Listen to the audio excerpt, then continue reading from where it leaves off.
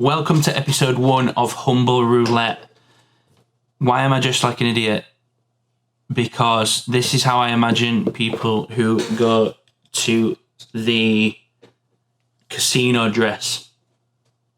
If you game on the PC, you're likely to be aware of the website Humble Bundle. If you do play PC and you don't know what Humble Bundle is, 1, what are you doing with yourself? 2, pause this video, go over to humblebundle.com now and look into it. So I've been a subscriber to Humble Bundle for a while now. I also pick up a lot of the pay what you want bundles that they put up on there. Just quickly, if anyone doesn't know what it is, Humble Monthly is a service that you basically pay a set price per month and you get 9 games.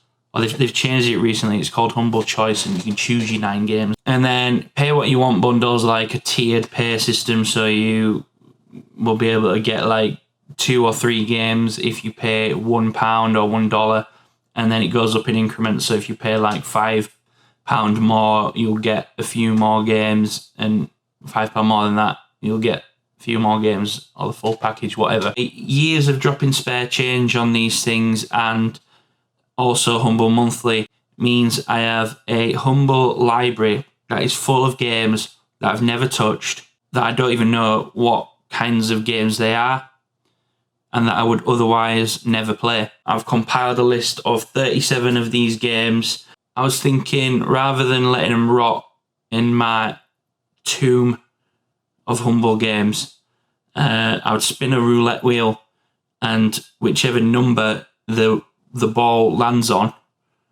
I'll play and review that game. And once it's played, I'll replace that number with another game from the tomb. And just maybe we'll find some straight up gems that I would have likely never played. Or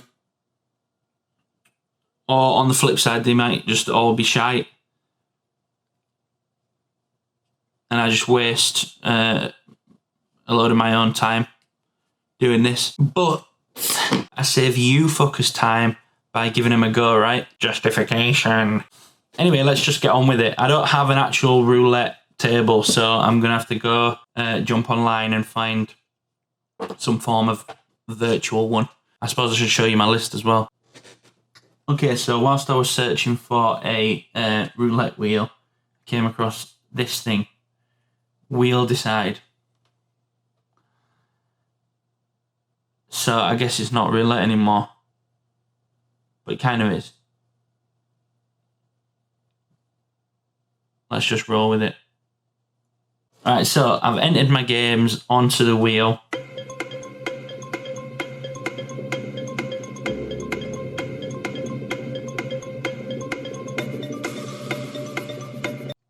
I'm going to click to spin. Whichever it lands on, I'm going to play it. It's that simple. It's really simple. Basic concept. Let's spin the wheel.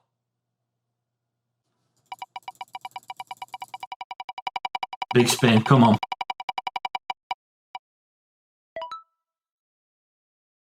Blazing Chrome. Fuck no. Let's check it out. So, it's time to review Contra 3, 2.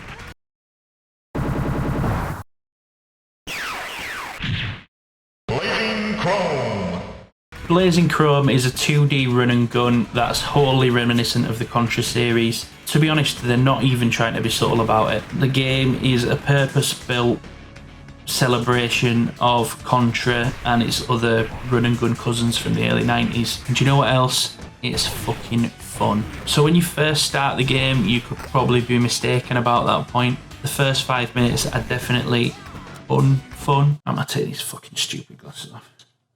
Why have I got this headset on? The controls are clunky and restrictive, and the tutorial system is basically a list of do's and don'ts that you're expected to remember, and you won't. From then on, it's just a learn by dying scenario, not unlike Contra, and you will die. You will die a lot.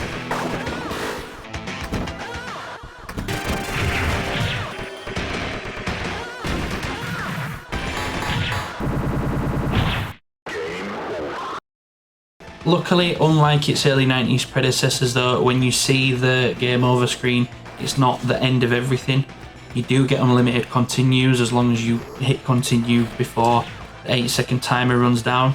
Also, each level is split into like 3 or 4 sections that generally increase in difficulty, and when you reach one of those sections it acts as a checkpoint, so if you do get game over, that's where you'll start from. And completing one of these sections definitely gives you that feeling of achievement and a well-earned sense of relief as well, because you know that's where you'll start from if and when you hit the game over screen. You're going to see the game over screen a lot. The checkpoints are frequent enough so that you feel motivated to continue playing the game, but each section is long enough so that when you do hit continue you don't feel like a pussy, because there's still a sizable amount of level to get through in order to get to the next one or to get back to where you died. The game balances itself nicely between rinse and repeat and actual skill. It forces the player to learn and understand the mechanics and stops the player from leaning too heavily on a certain type of movement or a certain type of attack. Different enemies are best taken down in different ways and with different weapons, and also choosing your movement wisely in order to evade their attacks is an important part of the game. Just like Contra 3, the game has some levels that are set on foot, 2D, side-scroller, and some that are set on the bike. It even has the helicopter.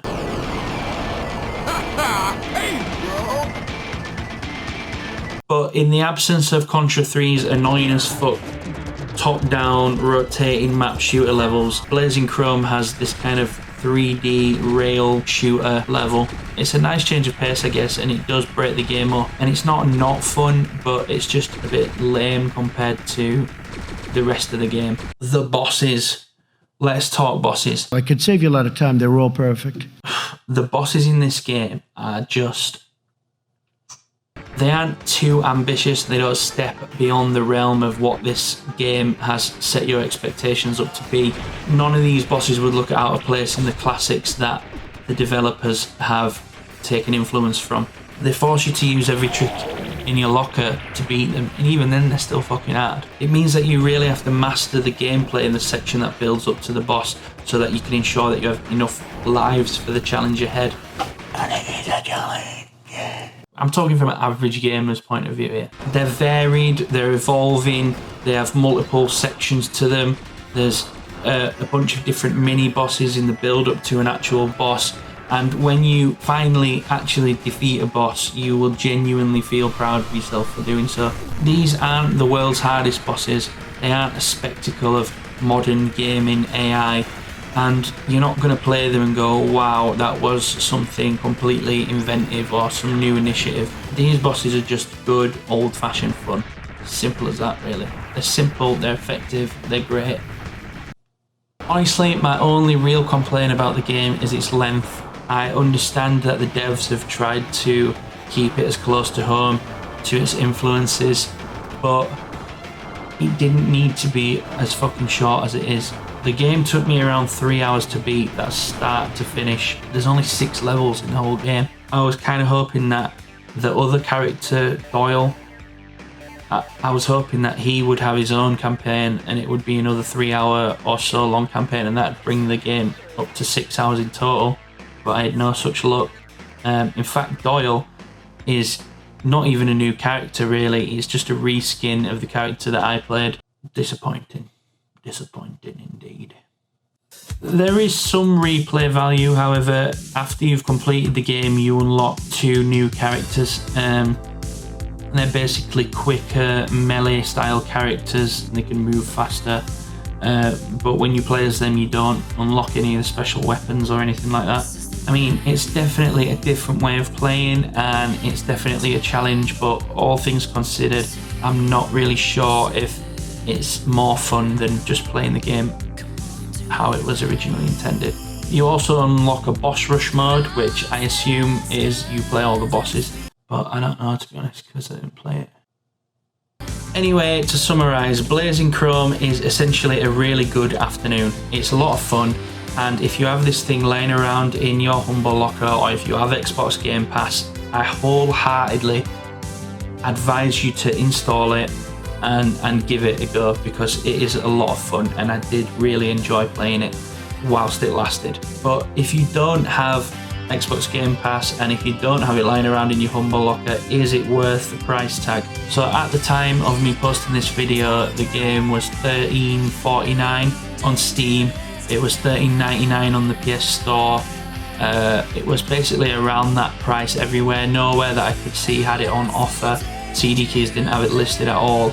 Yeah, and to be honest, I do think that that's a little bit pricey for a 3-hour campaign. I'm a firm believer that the price should be reflective of the base game, and that publishers shouldn't jack prices up because they can argue that a game has replay value, which in some sense, like I said, this game does. And I'm not saying that that's what's going on here, because that is fairly cheap for a game, but 3 hours gameplay out of it, for me, that's just a little bit too steep. But you know, I got this game in a humble package.